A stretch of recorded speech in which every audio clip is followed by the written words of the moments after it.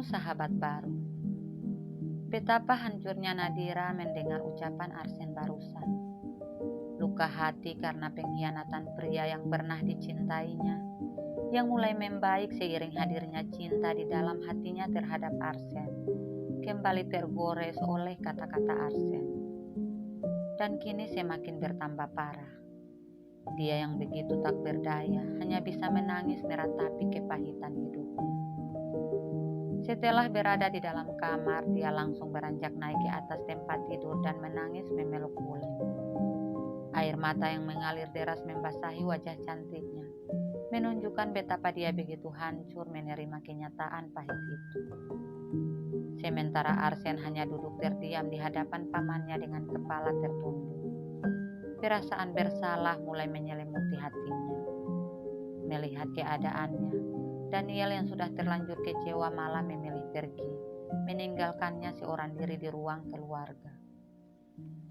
Setelah beberapa menit merenungi semua yang telah terjadi, Arsen pun bangkit dari tempat duduknya melangkah menuju lift.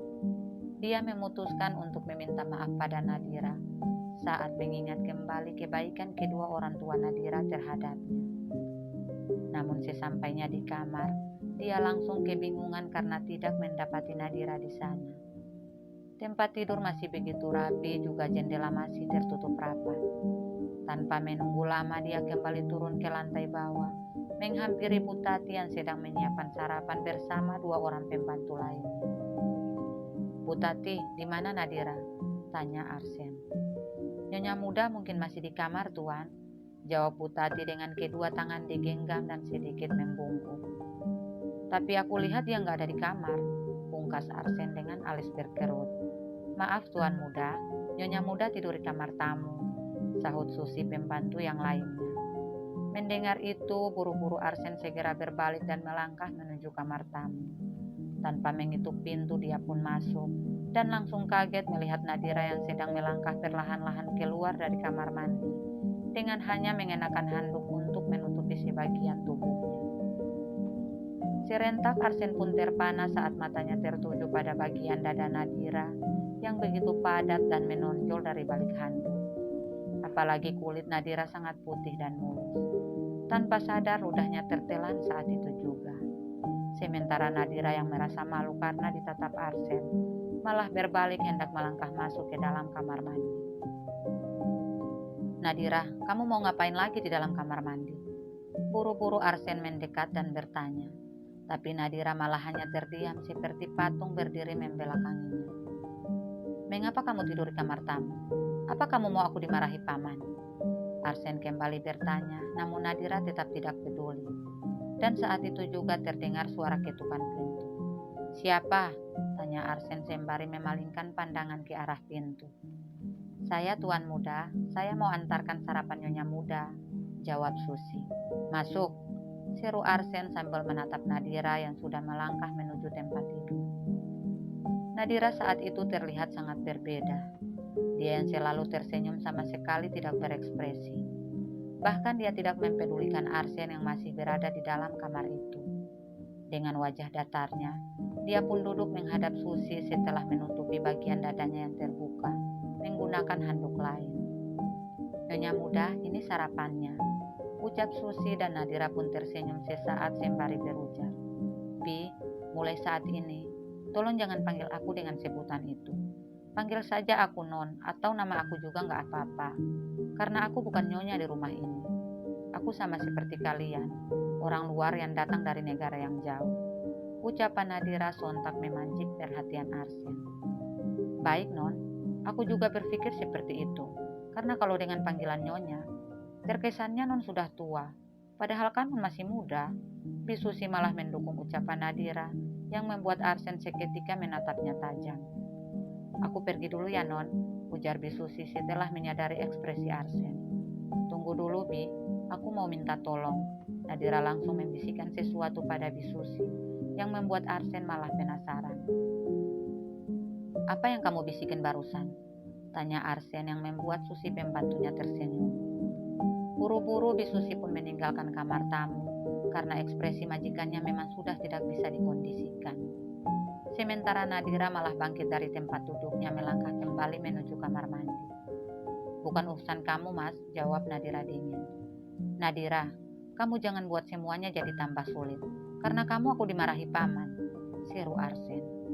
Sekarang juga kamu kembali ke kamar kita, seru Arsen dengan tatapan yang membuat Nadira semakin tak nyaman berhadapan dengannya. Kaki aku masih sakit, jadi aku di kamar ini dulu sampai luka di kakiku sembuh. Nadira tetap bersikap dingin. Terus sekarang kamu mau ngapain? Sini aku bantu, ucap Arsen sembari meraih tangan Nadira. Tapi dengan cepat Nadira pun menarik tangannya. Nadira, aku minta maaf. Aku salah karena sudah tidak pulang semalaman. Tolong kamu jangan bicara apapun sama kedua orang tuamu. Arsen ternyata takut kalau Nadira mengadu pada kedua orang tuanya. Memangnya apa yang harus aku aduin, Mas? Dan untuk kamu mau pulang ataupun tidak itu terserah kamu, Mas. Dan kalau ada yang perlu kamu kerjakan atau ada seseorang yang mau kamu temui, pergi saja, seru Nadira yang membuat Arsen malah semakin serba salah. Perlahan Nadira kembali masuk ke dalam kamar mandi, dan dari balik kaca yang buram, Arsen yang hendak keluar sempat melihatnya melepaskan handuk, yang membuatnya langsung terkejut karena mengingat sesuatu yang pernah dialaminya. Apa dia wanita di dalam mimpiku waktu itu? Tapi mana mungkin seseorang wanita asing tiba-tiba masuk ke dalam mimpiku? Dengan ekspresi bingung bercampur kaget, Arsen bertanya-tanya di dalam hati. Arsen pun tiba-tiba teringat dengan wanita yang pernah hadir dalam mimpinya sebelum bertemu Nadira. Dan wanita itu terlihat sangat tidak jelas, seperti dia melihat Nadira di dalam kamar mandi saat itu. Namun tidak berapa lama dia pun menepi semua ingatan itu, karena menyadari kalau sudah waktunya dia berangkat ke kantor. Dengan perasaan yang tak menentu, Arsen kembali ke kamarnya untuk bersiap-siap karena harus ke kantor. Dia pergi meninggalkan rumah tanpa sarapan karena tidak sanggup berhadapan dengan pamannya di meja sarapan. Arsen tahu pamannya begitu marah terhadapnya yang lebih mementingkan sahabat daripada Nadira. Saat sedang melangkah menuju mobilnya yang sedang terparkir di halaman rumah, Arsen bertemu Susi pembantunya yang baru saja selesai menyirami tanaman. Dengan ragu-ragu dia pun menghampiri Susi dan bertanya, Susi, tadi Nona Nadira bisikin apa sama kamu? Pertanyaan Arsen yang membuat Susi tertawa di dalam hati. Oh, itu tuan. Nondira minta tolong aku buat belikan dia pembalut. Soalnya dia lagi datang bulan dan dia nggak punya uang cash. Semua uang ada di rekening. Jadi aku mau beli pakai uang aku. Nanti baru diganti sama Nondira, jawab Susi dengan sangat lengkap. Seharian Arsen disibukkan dengan pekerjaannya di kantor. Namun hari itu dia tidak bisa berkonsentrasi penuh. Ingatan akan mimpinya dan penampilan Nadira tadi di dalam kamar mandi sangat mengganggu konsentrasinya. Sementara Ellen yang mulai tak tenang karena tidak mendapat kabar dari Arsen sejak pagi, mulai mengirim pesan pada Arsen. Dia kembali beralasan kalau perutnya sakit karena belum makan apapun, berharap Arsen akan datang menemuinya. Tapi Arsen yang lagi sibuk dengan urusan kantor malah mengirimkan makanan padanya tanpa memberitahukannya terlebih dulu. Tepat pukul 8 malam, Nadira dan Paman Daniel yang sedang menonton tiba-tiba dikejutkan dengan kedatangan Angel, putri dari sahabat Daniel yang sudah lama menetap di Amerika. Melihat tamu yang datang, Daniel langsung tersenyum bahagia. Halo Paman, bagaimana keadaanmu? Ini oleh-oleh buat Paman. Wanita itu langsung menyalami tangan Daniel. Paman baik-baik saja, kamu kapan datang? Terus bagaimana keadaan kedua orang tuamu? Tanya Daniel setelah Angel duduk di sofa yang sama dengan Nadira. Keadaan mereka baik, Paman. Kita sudah pindah ke sini karena aku mau kuliah, jawab Angel sembari menatap ke arah Nadira dengan senyum ramah. Kamu mau kuliah di universitas mana? Tanya Daniel. Aku kuliah di Free University, jawab Angel yang membuat Daniel langsung tersenyum sembari berkata, berarti kamu kuliah di kampus yang sama dengan menantu Paman ini. Perkenalkan, namanya Nadira dari Indonesia. Dia istri Arsen. Mengetahui hal itu, Angel yang memang sangat ramah dan mudah bergaul, langsung menyelami Nadira dan mengajaknya untuk menjadi teman.